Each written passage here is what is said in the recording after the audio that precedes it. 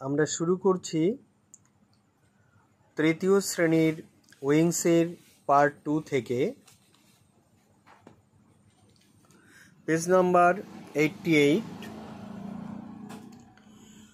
Go through the table to find more examples of doing words in now forms. অর্থাৎ নিচের টেবিলে আরও কিছু ডুইং ওয়ার্ডসের প্রেজেন্ট ফর্ম দেওয়া হয়েছে, সেগুলোকে আমরা কি করব, একটু ভালো করে পড়ে নেব বা শিখে নেব। যে এখানে দেখো বেশ কিছু ভার্ব দেওয়া আছে। এটি হচ্ছে এই ভার্বগুলোর প্রেজেন্ট ফর্ম। অর্থাৎ প্রেজেন্ট ইনডেফিনিট টেন্সে আমরা ভার্বের যে রূপটা ব্যবহার করি সেই মূল রূপ বা প্রেজেন্ট ফর্ম এখানে দেওয়া আছে। তো আমরা দেখি একটু। প্রথম যে ভার্বটি দেওয়া রয়েছে সি। সি মানে কি? দেখা। তো যেমন আই এর পরে সি বসে, ইউ এর পরে সি বসে, উই এর পর সি বসে, দে এর পরে সি বসে। কিন্তু সাবজেক্ট যদি হি হয়, সি হয় বা যে কোনো নাম হয়, সে কাজল, টমি, রামু, পুষি, মতি বা যে কোনো নাম হয়, সেই নামের পরে যদি হয় সেই সি ভার্বটা তখন কি হিসেবে বসবে? সিজ বসবে। অর্থাৎ subject third person singular number হলে সেক্ষেত্রে আমরা ভার্বের সঙ্গে একটা এস যোগ করলাম, এস যোগ করতে হবে। তো এই নিয়মটা আমরা এর আগের ভিডিওতে অনেকবার শিখেছি। তো এখানে আমরা এই ভার্বগুলোর ব্যবহার একটু শিখে নেব। তো প্রত্যেকটা ভার্বের বানান, তাদের উচ্চারণ, তাদের বাংলা অর্থ প্রথম শিখব এবং তাদের এই যে মূল রূপ বা প্রেজেন্ট ফর্ম দেওয়া আছে সেই প্রেজেন্ট ফর্ম দিয়ে আমরা বাক্য তৈরি করবার চেষ্টা করব। এবং এভাবে যদি এই দেখো এতগুলো ভার্ব এখানে দেওয়া আছে, তো প্রত্যেকটা ভার্ব দিয়ে প্রেজেন্ট ইনডেফিনিট টেন্সে আমরা যদি বাক্য তৈরি করি তো দেখবে অনেক বাক্য আমরা নিজেরা তৈরি করতে পারবো। সেটা শেখানোর জন্যই কিন্তু এরকমভাবে তোমাদেরকে ভার্বগুলো দেওয়া হয়েছে। তো যেমন ক্যারি। ক্যারি মানে কি? বহন করা। তো আই ক্যারি, আমি বহন করি। ইউ ক্যারি, তুমি বহন করো। উই ক্যারি, আমরা বহন করি। দে ক্যারি, তারা বহন করে। কেমন? এবার যদি সেখানে সাবজেক্ট যদি থার্ড পারসন সিঙ্গুলার নাম্বার হয়ে যায়, হি হয়, সি হয় বা যে কারো নাম হয়, সেক্ষেত্রে কিন্তু এই ক্যারি, যেমন হি ক্যারি হবে না, কি হবে? হি ক্যারিজ হবে। তাই হি ক্যারিজ হয়ে গেল কেন? ক্যারি ভার্বের সঙ্গে এই যে আইএস হয়ে গেল, অর্থাৎ ক্যারি ভার্বের শেষে ওয়াই রয়েছে। তো ওয়াই থাকলে, ভার্বের শেষে যদি ওয়াই থাকে, তো সেক্ষেত্রে কিন্তু ওয়াইটা উঠে গিয়ে আইইএস এইটি হয়। এটা মনে রাখবে সব সময়। তো তাহলে আই ক্যারিজ হবে না, ক্যারি হবে আই ক্যারি, কিন্তু he carries. He third person singular number, এই জন্য হি এর পরে ক্যারিজ হবে। সে বহন করে, হি ক্যারিজ। এই যে কাজল বহন করে, কাজল ক্যারিজ। টমি কিছু একটা বহন করে, টমি ক্যারিজ। বোঝা গেল? ঠিক একই রকমভাবে ওয়াগ। ওয়াগ মানে কি? নাড়ানো, লেজ নাড়ানো। সেক্ষেত্রে আমরা ওয়াগ ভার্বটি ব্যবহার করি। আই ওয়াগ, ইউ ওয়াগ, উই ওয়াগ, দে ওয়াগ। কেমন? আবার যদি subject third person singular number হয় তো সেক্ষেত্রে কি হয়? ওয়াগস হয়, ওয়াগস। তারপরে কি? যেমন রেজ, রেইজ মানে কি উপরে তোলা বা উঁচু করা, যেমন রেইজ ইউর হ্যান্ড, তোমার হাত উঁচু করো আমরা যেমন বলি। তো রেইজ মানে হচ্ছে উঁচু করা বা উপরে তোলা। আই রেইজ, আমি উঁচু করি বা আমি তুলি। ইউ রেইজ, তুমি উপরে তোলো। ইউ রেইজ ইউর হ্যান্ড, তুমি তোমার হাত উপরে তোলো, এইরকম। তাহলে এই রেজ যদি রেজের আগে যদি হি হয়, অর্থাৎ সে তার হাত তোলে। হি রেজেস হিজ হ্যান্ডস, হি রেজেস হিজ হ্যান্ডস, সে তার হাত উঁচু করে বা তোলে। তাহলে রেজেস কখন হবে না, সাবজেক্ট যদি থার্ড পারসন সিঙ্গুলার নাম্বার হয় তাহলে সেই সাবজেক্টের পরে রেইজেস হবে। কেমন?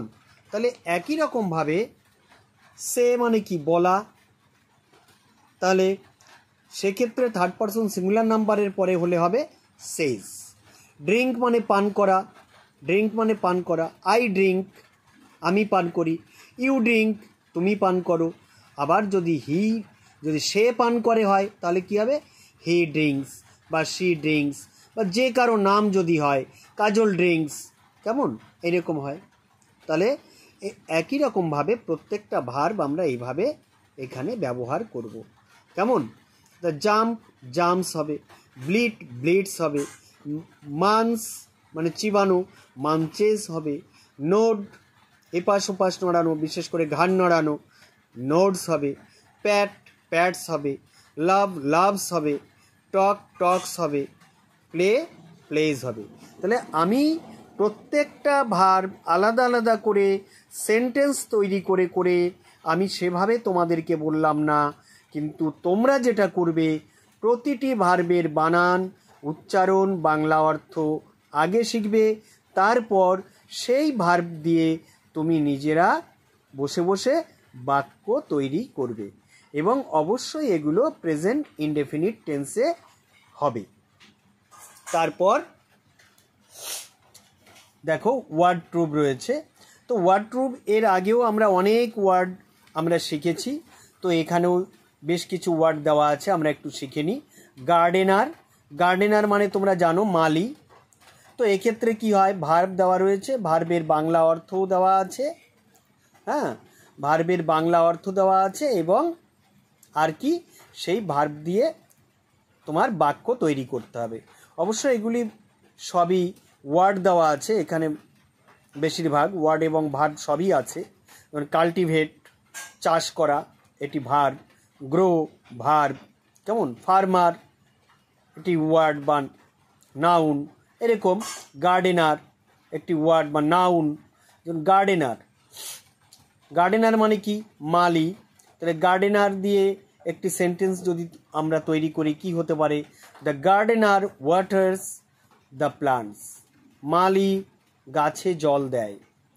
ফার্মার, চাষি, the farmer ploughs the fields, চাষি জমি চাষ করে, প্লাউস মানে চাষ করা। ঠিক একই রকমভাবে কাল্টিভেট, কাল্টিভেট মানে চাষ করা।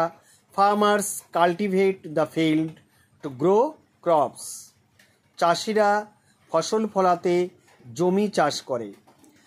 তারপর গ্রো, গ্রো মানে কি বেড়ে ওঠা বা চাষ করা বা জন্মানো, অনেক কিছু হতে পারে। তো এক্ষেত্রে গ্রো মানে এখানে দেখি আমরা কিভাবে লেখা আছে, অল লিভিং থিংস গ্রো, সমস্ত জীবন্ত জিনিস কি হয়, বাড়ে বা বৃদ্ধি পায়। যা কিছু জীবন্ত আছে সবই কি হয়, বৃদ্ধি পায়। তারপর ইলেকট্রিসিটি মানে তোমরা জানো কারেন্ট বা বিদ্যুৎ। Electricity has changed our lives, বিদ্যুৎ আমাদের জীবনযাত্রাকে পরিবর্তন করে দিয়েছে। কেমন?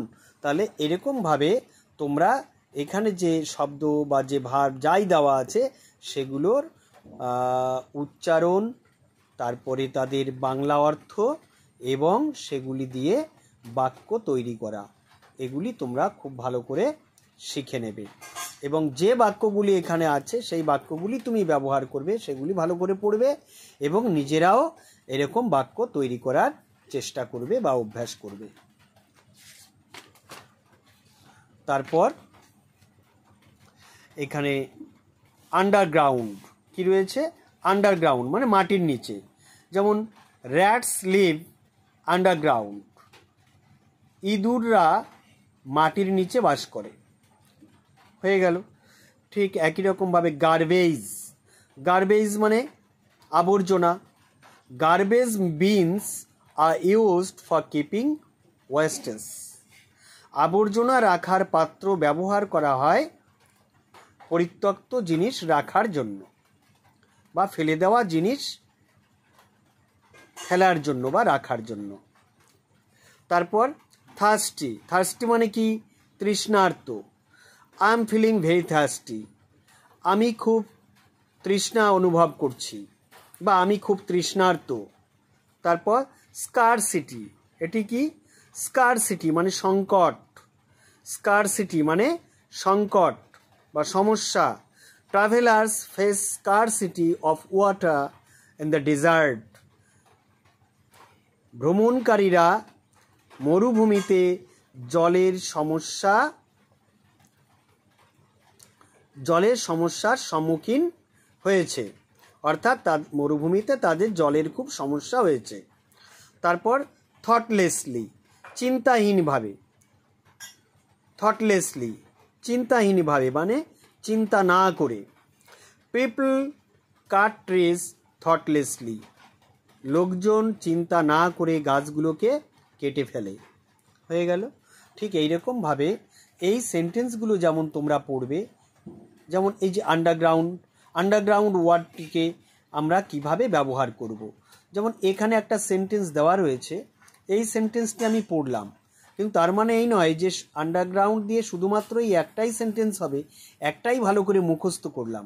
এখানে মুখস্থ করার কোনো বিষয় নয়, এখানে এই শব্দটিকে ভালো করে শেখা, তার বানান, তার উচ্চারণ, তার বাংলা অর্থ, এবং সেই শব্দটি দিয়ে যাতে নিজে নিজে তুমি আরও অনেক বাক্য তৈরি করতে পারো, সেইটাই আমাদেরকে কিন্তু ভালো করে শিখতে হবে। যাই হোক, বেশ কিছু শব্দ আমরা এখানে শিখলাম। আমি আশা করি তোমরা সেগুলি আমি যেভাবে বললাম সেগুলো শেখার চেষ্টা করবে এবং অবশ্যই খাতায় লিখে লিখে অভ্যাস করবে। আজকে এটুকুই।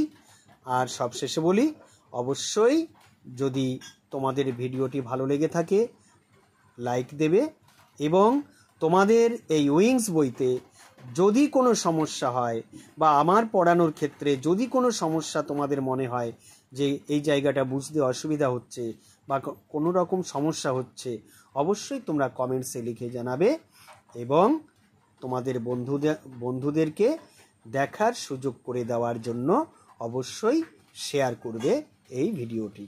কেমন?